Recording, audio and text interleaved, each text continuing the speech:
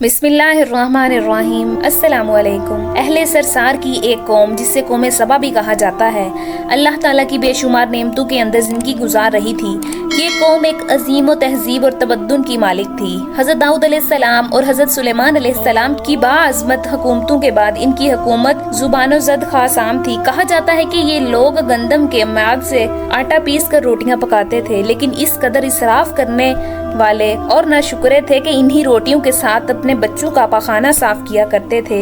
इन आलूदा रोटियों को इकट्ठा करने से एक पहाड़ बन गया था। एक शख्स ने वहां से गुजरते हुए एक औरत को देखा जो रोटी के साथ बच्चे के पखाने के मकाम को साफ कर रही थी।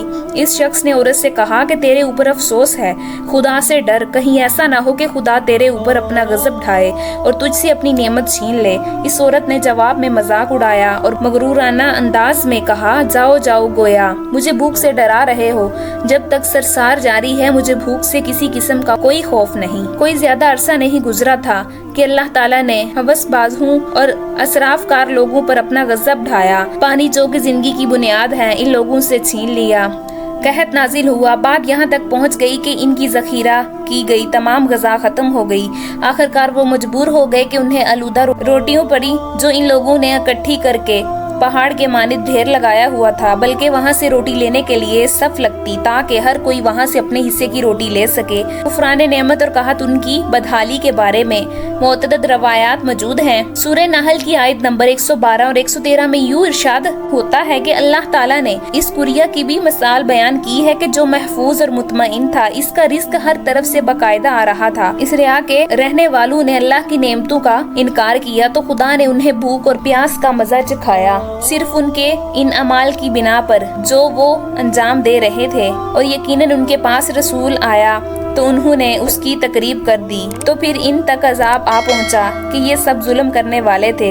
इसी कौम सबा के बारे में एक और वाकया बयान होता है कि इन लोगों ने अपनी ज़राअत को बेहतर तौर पर काश करने के लिए पानी जखीरा करने की खातिर बलक के दो पहाड़ों के दरमियान एक बहुत बड़ा बंद मुतारिफ तमीर किया हुआ था। सुराख और दूसरे पहाड़ों से गुजरा हुआ पानी इस बंद में आकर वाफिर मिकदार में जमा हो जाता था। कौम सबा ने इस पानी से सही तौर पर इस्तेफादा करते हुए वसीओ हरीज और बहुत से खूबसूरत बागात लगाए और खेती बाड़ी को रौनक बख्शी।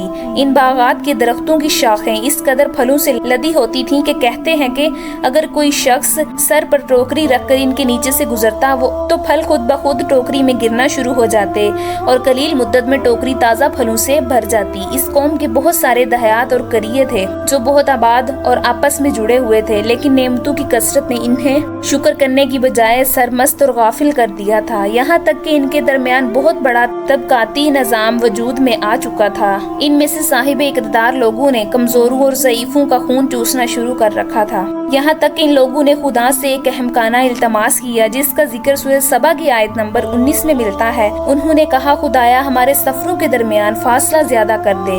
उन्होंने अल्लाह ताला से ये इल्तमास इसलिए किया ताकि गरीबों बेनवा लोग उम्रा और सरवतमंदों के हमरा सफर न करें। उनकी ख्वाहिश ये थी कि आबादियों के दरमियान खुश्की हो और फासला बहुत ज्यादा हो ताकि तही दस्त और कम आमदनी वाले लोग उनकी तरह सफर न कर सकें। अल्लाह ताला ने इन मगरूर पेट के पुजारियों पर अपना गजब नाजिल किया। बाज़ तवारीख के मुताबिक इन मगरूर लोगों की आंखों से दूर सहराई जोहूं ने मुआरफ नामी बंद की दीवारों पर हमला करके उन्हें अंदर से खोखला कर दिया।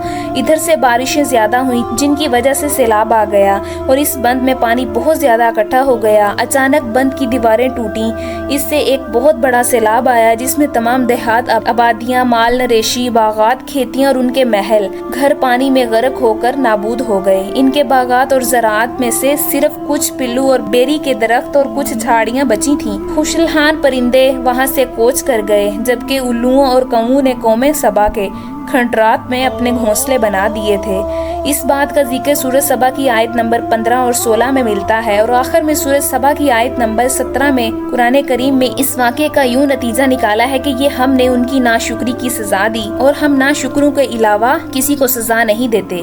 उम्मीद करती हूँ कि आपको आज की वीडियो अच्छी लगी होगी। अगर आपको हमारी वीडियो अच्छी लगी है तो वीडियो को लाइक करें और मजीद इस तरह की वीडियोस देखने के लिए हमारा चैनल सब्सक्राइब कर लें।